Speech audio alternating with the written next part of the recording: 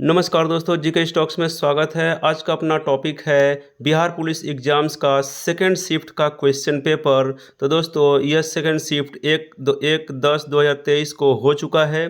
तो चलिए देखते हैं कि इसमें आपने कितना स्कोर किया है और आपके कितने आंसर सही हुए हैं। तो जिन जिन लोगों ने 1/10/2023 को यह सेकंड शिफ्ट का पेपर दिया है बिहार पुलिस का, वे अपना मिला लेंगे कि उनका कितना करेक्ट है और कितना फॉल्स है। और आने वाले जो एग्ज़ाम्स है 7 और 5 तारीख को, उन बंदों के लिए यह एक बहुत ही बड़ा बेस प्लेटफार्म बना हुआ है, जिसके बेस पर ही वे तैयारी करेंगे। सेम ऐसे ही प्रश्न आगे भी आने के संभावनाएं हैं। तो स्टार्ट करते हैं दोस्तों। इसके पहले एक रिक्वेस्ट है, यदि आप इस चैनल पर नए हैं या पहली बार आए हैं तो कृपया करके इस चैनल को सब्सक्राइब कर दिया था, बेल आइकन को दबा दीजिएगा, ताकि इस टाइप के जो भी अपडेट्स मिलते रहें वे क्विक एंड फास्ट आपके पास पहुँच जाए। तो स्टार्ट करते हैं दोस्तों आज का अपना सेकेंड शिफ्ट के क्वेश्चन पेपर का पहला प्रश्न। निम्नलिखित में से लाल नदी और नीली वादियों की भूमि के रूप में किसे जाना जाता है? इसका आंसर है असम। असम को लाल नदी और नीली वादियों की भूमि के रूप में जाना जाता है। तो जिन जिन लोगों ने असम को टिक किया है उनका आंसर सही है। अगला प्रश्न है, निम्नलिखित में से कौन सी सबसे कठोर धातु है? तो इसका आंसर हो जाएगा टंगस्टन। टंगस्टन सबसे कठोर धातु है। तो जिन लोगों ने टंगस्टन को टिक किया है उनका उत्तर सही है। अगला प्रश्न है, निम्नलिखित में से कौन सी धातु पारद के साथ मिश्रण नहीं बनाती है? तो इसका आंसर हो जाएगा लोहा। लोहा धातु पारद के साथ मिश्रण नहीं बनाती है। लोहा में जिन लोगों ने टिक किया है उनका उत्तर सही है। सेम ऐसे ही प्रश्न आगामी 7 और 15 तारीख को भी आएंगे। तो जिन लोगों का 7 और 15 तारीख को हो, ठीक इसी बेस पर अपना बना करके तैयारी करेंगे और आसानी से एग्ज़ाम क्रैक कर सकते हैं। अगला प्रश्न है, अंकुरित जौ के दानों के किण्वन से प्राप्त अल्कोहल को क्या कहा जाता है? इसका आंसर है बियर। अंकुरित जौ के दानों से के किण्वन से प्राप्त अल्कोहल को बियर कहा जाता है। तो बियर वाले ऑप्शन जिन लोगों ने क्लिक किया है उनका उत्तर सही है। अगला प्रश्न है, एक रेडियोधर्मी पदार्थ का आधा जीवन 4 महीने का होता है। पदार्थ का 3/4 हिस्सा क्षय हो जाएगा कितने महीनों में?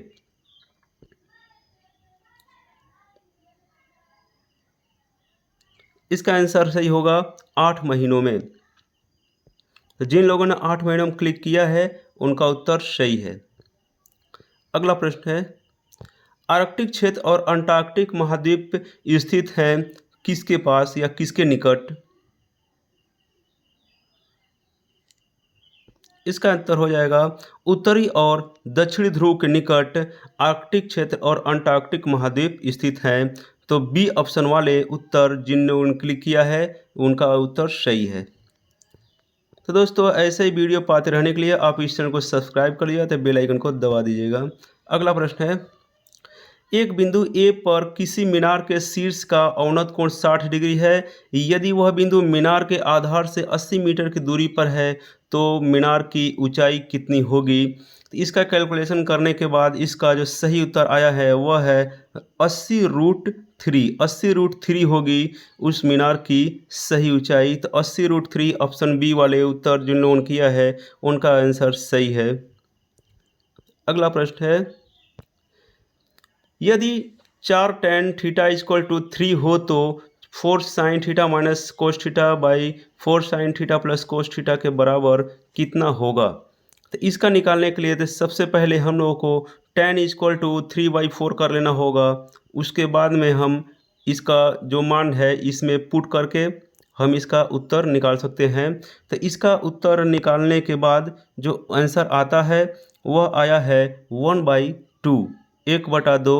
1/2 जिन लोगों ने किया है उनका आंसर सही है। अगला प्रश्न है, एक आयताकार मैदान का क्षेत्रफल उसकी लंबाई और चौड़ाई के योग का 15 गुना है। यदि उस मैदान की लंबाई 40 मीटर है तो उस मैदान की चौड़ाई क्या होगी? यह भी बहुत ही इजी सवाल है। इसका सही आंसर हो जाएगा सॉल्यूशन करने के बाद 24 मीटर, उस मैदान की चौड़ाई जो है 24 मीटर हो जाएगी। तो जिन लोगों ने 24 मीटर सॉल्व करके निकाला है उनका उत्तर सही है। सेम ऐसे ही प्रश्न अगले भी एग्जाम्स में आएंगे दोस्तों। 7 और 15 तारीख वाले जो भी लोग हैं वे इसी बेस पर अपनी तैयारी करेंगे और इस चैनल पर बने रहेंगे। इस चैनल पर हर दिन एक GK practice set, guess practice set छोड़ा जाता है, जिसको आप बने रहिएगा और पढ़िएगा, क्योंकि पिछले बहुत सारे प्रैक्टिस सेट हमने छोड़े हैं, उसमें से बहुत सारे प्रश्न इसमें आए हुए हैं। अगला प्रश्न है, यदि त्रिज्या R1 और R2 वाली दो वृत्तों के क्षेत्रफल का योग त्रिज्या R वाले एक वृत्त के क्षेत्रफल के बराबर है तो इसका वैल्यू कितना होगा? इसका आंसर हो जाएगा, ये भी बहुत ही आसान है, इसका कैलकुलेशन करने के बाद आ जाएगा R1 square plus R2 square equal to R square, इसका सही उत्तर होगा। अगला प्रश्न है, जब पानी में इनो साल्ट डाला जाता है तो बुलबुले बन जाते हैं किस गैस के कारण? किस गैस के कारण ये बुलबुले बन जाते हैं? इसका आंसर है CO2, कार्बन डाइऑक्साइड गैस के कारण पानी में बुलबुले बन जाते हैं जब इनो साल्ट डाला जाता है। तो इसका बी वाला ऑप्शन सही है, CO2 गैस। अगला प्रश्न है, निम्नलिखित में से कौन सा तत्व सबसे पहले कृत्रिम रूप से उत्पादित किया गया था? इसका आंसर है टेक्नीशियम।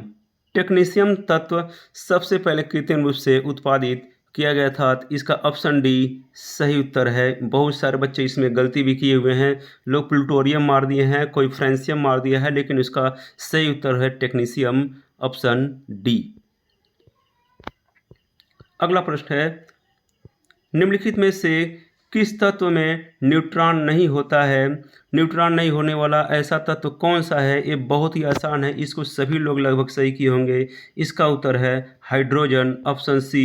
हाइड्रोजन में कोई भी तत्व, न्यूट्रॉन, प्रोटॉन कुछ नहीं होता है। अगला प्रश्न है, निम्नलिखित में से किस गैस का उपयोग टीयर गैस के रूप में किया जाता है? तो ये भी बहुत ही आसान प्रश्न है। टीयर गैस के रूप में हमेशा क्लोरीन का इस्तेमाल किया जाता है, जिसको Cl2 के द्वारा दर्शाया जाता है। तो Cl2 वाला ऑप्शन जो है सही है। तो पेपर दोस्तों काफ़ी आसान भी आया हुआ है। अगला प्रश्न है, बर्तनों के लिए नॉन स्टिक सतह कोटिंग बनाने के लिए उपयोग किया जाने वाला पॉलीमर क्या है? तो इसका आंसर हो जाएगा टेफ्लॉन। टेफ्लॉन जो है बर्तनों के नॉन स्टिक सतह पर कोटिंग करने के लिए उपयोग किया जाता है। यह भी बहुत ही अच्छा प्रश्न था, टेफ्लॉन इसका उत्तर होगा। अगला प्रश्न है, 5 लड़कों का औसत उम्र 16 वर्ष है, जिनमें से 4 लड़कों का औसत उम्र 16 वर्ष 3 महीने है। 5वें लड़के का उम्र कितना होगा? यह भी बहुत ही अच्छा प्रश्न दिया हुआ है। इसको कैलकुलेशन करने के बाद हम निकाल के पाते हैं 15 वर्ष। इसका जो है लड़के का, 5वें लड़के का उम्र जो है 15 वर्ष का होगा। जिनका उत्तर 15 वर्ष आया है उनका उत्तर करेक्ट है। अगला प्रश्न है, एक मिश्रण के 729 ml में दूध और पानी का अनुपात 7:2 है। दूध और पानी का एक नया मिश्रण अनुपात 7:3 में प्राप्त करने के लिए कितना पानी और मिलाना होगा? तो इसका कैलकुलेशन करने के बाद हम निकालते हैं, जो उत्तर आया है यह है 81 ml। 81 ml और पानी मिलाना होगा। जिन लोगों का 81 उत्तर आया है उनका सही है। अगला प्रश्न है, किसी जीव के विकासवादी इतिहास को किस रूप में जाना जाता है? यह एक यूनिक क्वेश्चन है। इसका सही आंसर होगा जाति वृत्त। जाति वृत्त के रूप में जाना जाता है किसी जीव के विकासवादी इतिहास को। अगला प्रश्न है, कबूतर, मच्छर और चमगादड़ के पंख दिखाते हैं किस टाइप के विकास दिखाते हैं कबूतर, मच्छर और चमगादड़ के पंख? इसका आंसर हो जाएगा अभिसारी विकास। अभिसारी विकास जो है, अभिसारी विकास, ऑप्शन सी जो है इसका सही उत्तर होगा। जिन लोगों ने ऑप्शन सी किया है उनका करेक्ट उत्तर है। अगला प्रश्न है, बेसिली बैक्टीरिया है जो होते हैं, किस आकार के बेसिलस बैक्टीरिया होते हैं? यह बहुत ही आसान क्वेश्चन है। इसका सही आंसर होगा छड़ के आकार का, ऑप्शन बी। छड़ के आकार का बेसिली बैक्टीरिया होता है। अगला प्रश्न है, खाने योग्य मछलियाँ जो समुद्र में पाई जाती हैं कौन कौन सी हैं?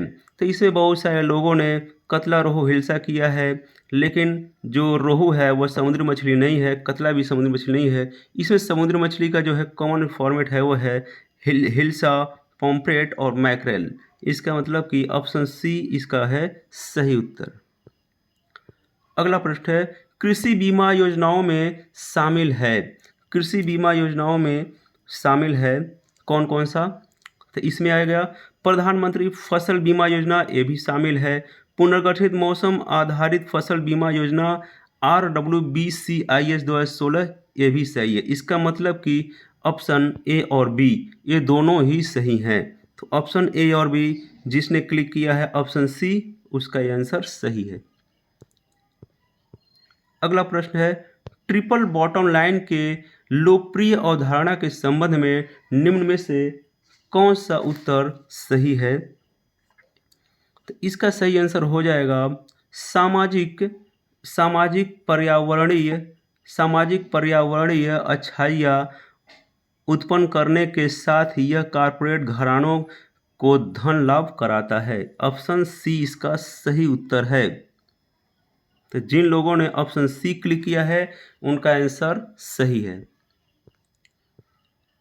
तो दोस्तों आपसे रिक्वेस्ट है, इस वीडियो को ज़्यादा से ज़्यादा लाइक करिएगा, अपने दोस्तों के पास शेयर जरूर करिएगा और इस चैनल को ज़रूर से ज़रूर सब्सक्राइब कर दीजिएगा ताकि इस प्रकार के जो भी अपडेट्स हो वो सबसे पहले आपको मिलेंगे, क्योंकि इस चैनल पर सभी जीके की तैयारियां कराई जाती हैं, सभी एग्ज़ाम्स की तैयारी कराई जाती हैं। अगला प्रश्न, निम्नलिखित में से कौन सा शहर भारत की पहली ई कचरा रिसाइकलिंग इकाई स्थापित करेगा? इसका आंसर हो जाएगा बेंगलुरु।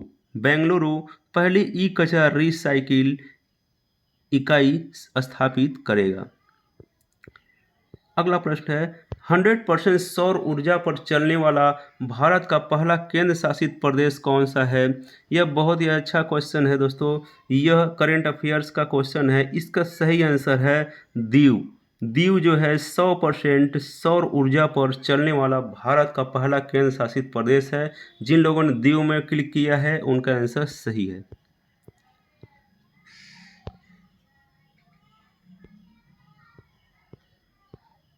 अगला प्रश्न है, कौन सा बेहतर कंडक्टर है? कौन सा बेहतर कंडक्टर है?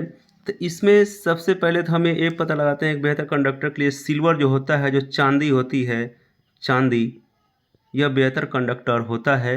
लेकिन यहाँ पर चांदी है नहीं, तो चांदी के एवज में हमको निकल ही बेहतर कंडक्टर लग रहा है। तो निकल जिसने किया है उसका उत्तर सही माना जाएगा। अगला प्रश्न है, खगोलीय दूरबीन द्वारा बनाई गई छवि होती है कैसी? खगोलीय दूरबीन द्वारा जो छवि बनाई जाती है वह कैसी होती है? तो इसका उत्तर हो जाएगा यह आभासी और आवर्धित होती है। आभासी और आवर्धित होती है। अगला प्रश्न है, ध्वनि की तीव्रता किसके संदर्भ में मापी जाती है?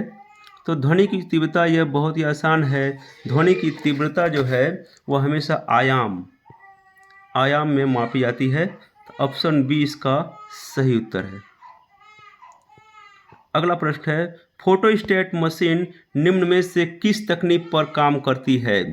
तो फोटोस्टेट जो मशीन है यह बहुत ही आसान क्वेश्चन दिया है, इसका तो लगभग सभी लोगों ने इसका सही उत्तर दिया होगा। तो इसका आंसर हो जाएगा इलेक्ट्रोस्टैटिक छवि निर्माण, इलेक्ट्रोस्टैटिक छवि निर्माण के तकनीक पर यह काम करती है। अगला प्रश्न है, एक खगोलीय इकाई औसत दूरी होती है किसके किसके बीच की ये दूरी होती है एक खगोलीय इकाई? इसका सही आंसर हो जाएगा पृथ्वी एवं सूर्य। पृथ्वी और सूर्य के बीच की जो दूरी होती है वह एक खगोलीय इकाई मानी जाती है। अगला प्रश्न है, निम्न में से कौन सा उस कांच की दीवार को गीला नहीं कर सकता है जिसमें उसको रखा जाता है, मतलब कि कौन सी है ऐसा तत्व जो कांच की दीवार को गीला नहीं कर सकता है जब भी उसमें रखा जाए। इसका सही आंसर होगा, बहुत ही आसान है, ये है पारा। पारा को हम किसी कांच ग्लास में रखेंगे तो वह उसको गीला नहीं कर पाएगा। अगला प्रश्न है, पदार्थ के ताप में परिवर्तन के दौरान आपूर्ति की गई ऊष्मा किस रूप में संग्रहित होती है? यह भी बहुत ही आसान प्रश्न है। तो दोस्तों पेपर देखा जाए तो काफ़ी आसान आया हुआ है। इसका सही उत्तर हो जाएगा गतिज ऊर्जा। गतिज ऊर्जा पदार्थ के ताप में परिवर्तन के दौरान आपूर्ति की गई ऊष्मा ऊर्जा गतिज ऊर्जा में संग्रहित होती है। अगला प्रश्न है, जब चलती बस का चालक अचानक ब्रेक लगाता है तो उसमें बैठे यात्री की आगे की दिशा में गिर जाते हैं। इसे समझा जा सकता है कौन से नियम के द्वारा? ये बहुत ही आसान क्वेश्चन है, ये तो जड़त्व का नियम है, न्यूटन का प्रथम नियम। न्यूटन का प्रथम नियम जिसे जड़त्व का नियम भी कहा जाता है। अगर यदि चालक ब्रेक मारता है तो आदमी आगे की तरफ गिर जाता है, यह न्यूटन के प्रथम नियम के अनुसार है। अगला प्रश्न है, किस इतिहासकार ने अकबर द्वारा प्रतिपादित दीन ए इलाही धर्म को एक धर्म कहा था? इसका आंसर होगा अबुल फजल। ये भी आसान क्वेश्चन था, तो काफ़ी आसान पेपर आया हुआ है। आप इसको अच्छी तरह से रिवाइज करिएगा, इसी बेस पर तैयारी करिएगा तो अगले लोग एग्जाम्स निकल जाएंगे। अगला प्रश्न है, बंगाल के अंतिम स्वतंत्र शासक कौन थे? तो बंगाल का अंतरिम स्वतंत्र शासक जो था वो था सिराजुद्दौला। सिराजुद्दौला अंतिम शासक था जो प्लासी के युद्ध में हार भी गया था। उसके बाद में कोई स्वतंत्र शासक हुआ नहीं। तो इसमें जो ऑप्शन दिया है धर्मपाल, रामपाल, बल्लाल सेन, तीनों ही गलत हैं। तो इसका आंसर हो जाएगा नॉन ऑफ दी एबव, इसमें से कोई नहीं। तो इसका ऑप्शन डी होगा। अगला प्रश्न है, बांग्लादेश की स्वतंत्रता की घोषणा की गई थी किस वर्ष? तो इसका आंसर है 1971 में बांग्लादेश की स्वतंत्रता की घोषणा की गई थी। अगला प्रश्न है, अफीम युद्ध किन दो देशों के मध्य हुआ था? अफीम युद्ध किस दो देशों के मध्य हुआ था? इसका आंसर हो जाएगा चीन और इंग्लैंड के बीच में। चीन और इंग्लैंड के बीच में अफीम युद्ध जो है हुआ था। इसका ऑप्शन बी सही उत्तर है। अगला प्रश्न है, सिंधु घाटी सभ्यता के लोग किसकी पूजा करते थे? ये तो बहुत ही आसान पूछा है। इसका उत्तर है पशुपति। पशुपति की पूजा करते थे। अगला प्रश्न है, निम्नलिखित संतों में से कौन महाराष्ट्र में सक्रिय थे? इसका आंसर है एकनाथ। ऑप्शन सी, एकनाथ जो थे महाराष्ट्र में एक सक्रिय संत थे, बहुत ही प्रसिद्ध संत थे।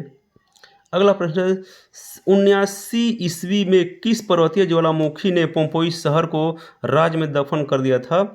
इसका आंसर हो जाएगा option D, mount Vesuvius. Mount Vesuvius जो है पर्वत, ये पोम्पोई शहर को राज में दफन कर दिया था।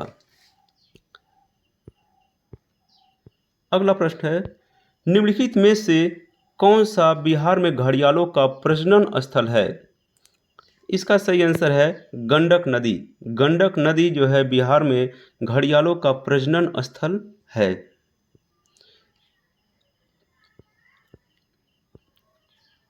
अगला प्रश्न है, निम्नलिखित में से किस कंपनी ने चौथे राष्ट्रीय जल पुरस्कार में सर्वश्रेष्ठ उद्योग श्रेणी में प्रथम स्थान हासिल किया है? यह एक करंट अफेयर का क्वेश्चन है दोस्तों। तो इसका सही आंसर हो जाएगा एनटीपीसी बरौनी। एनटीपीसी बरौनी जो है जल पुरस्कार, राष्ट्रीय जल पुरस्कार में सर्वश्रेष्ठ उद्योग श्रेणी में प्रथम स्थान हासिल किया है।